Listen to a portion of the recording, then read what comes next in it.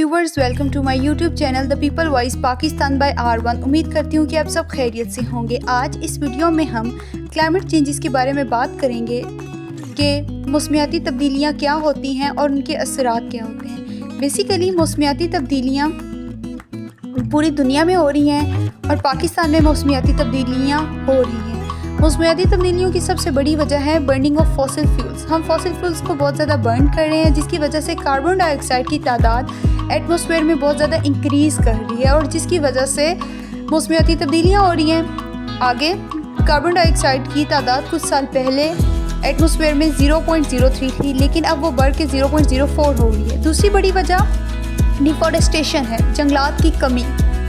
पाकिस्तान में जंगलात बिल्कुल ख़त्म हो गए हैं, जिसकी वजह से क्या होता है कि वाटर वेपर्स नहीं बनते और बारिश टाइम पे नहीं होती और बेमौसमी बारिशें होती हैं, जिसकी वजह से फिर फसलों को नुकसान होता है। तीसरी बड़ी वजह यह है कि ग्रीन हाउस जो हम आजकल बहुत ज़्यादा वो ग्लास के हाउस बनाते हैं, जिसमें हम सब्ज़ियाँ लगाते हैं, बेमौसमी सब्ज़ियाँ बनाते हैं, वो उसका बहुत ज़्यादा असर होता है एटमॉस्फेयर पर, क्योंकि वो शुआएं जो होती हैं वो जज़्ब कर लेते हैं और फिर वापस नहीं जाने देता, जिसकी वजह से अर्थ का टेम्परेचर बहुत ज़्यादा इंक्रीज़ कर रहा है, ग्लोबल वार्मिंग हो रही है, जिसकी वजह से क्लाइमेट चेंजेस हो रहे हैं। अच्छा, अब हम बात करते हैं कि पाकिस्तान में क्लाइमेट चेंजेस के क्या असरात हैं। बेसिकली पाकिस्तान एक ज़रई मुल्क है। पाकिस्तान की जो ज़्यादातर इकॉनमी है ना, वो ज़राअत पर मुंसलिक है। पाकिस्तान में ज़्यादातर लोग जो हैं वो किसान हैं। उनकी आमदनी का वाहिद ज़रिया उनकी जो होती हैं फसलें होती हैं।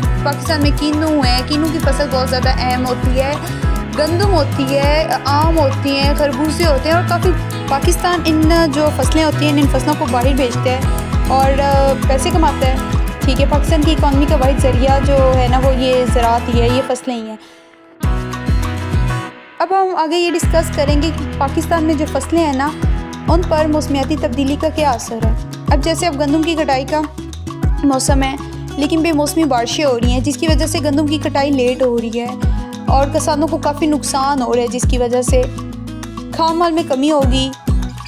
फिर ये क्या होगा कि पाकिस्तान को गंदम जो होगी वो बाहर से इंपोर्ट करनी पड़ेगी। हालांकि पाकिस्तान एक ज़रई मुल्क है, उसे गंदम एक्सपोर्ट करनी चाहिए, लेकिन बेमौसमी बारिशों की वजह से गंदम की कटाई की लेट होने की वजह से दाना ख़राब हो जाएगा और फिर पाकिस्तान में गंदम की कमी होगी और फिर आटा महंगा हो जाएगा, जिसकी वजह से गरीब इंसानों पर काफ़ी बोझ बढ़ेगा, इकॉनमी काफ़ी नीचे जाएगी।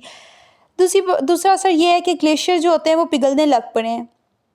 ग्लोबल वार्मिंग हो रही है, क्लाइमेट चेंज हो रहा है, गर्मी ज़्यादा हो रही है, ग्लेशियर्स पिघल रहे हैं। जब ग्लेशियर्स पिघल रहे हैं, ऊपर से बेमौसमी बारिशें हो रही हैं, तो सैलाब का आने का बहुत ज़्यादा खतरा है।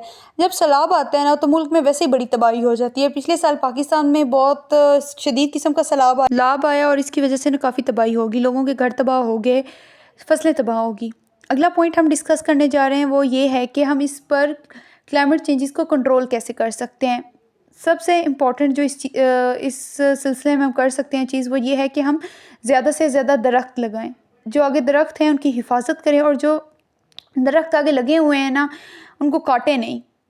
डिफॉरेस्टेशन को फुल बैन होना चाहिए। हम लोग आजकल क्या कर रहे हैं कि ज़्यादा से ज़्यादा सोसाइटीज़ बने, पार्क बने, स्कूल्स बने, कॉलेजेस बने और जो दरख्त लगे हुए हैं उनको भी काटी जा रहे हैं, लेकिन ऐसा नहीं होना चाहिए। हमें ज़्यादा से ज़्यादा दरख्त लगाने चाहिए और पोल्यूशन पर कंट्रोल करना चाहिए। ठीक है, उम्मीद करती हूँ कि आज की वीडियो आपको पसंद आई होगी। अल्लाह हाफिज़।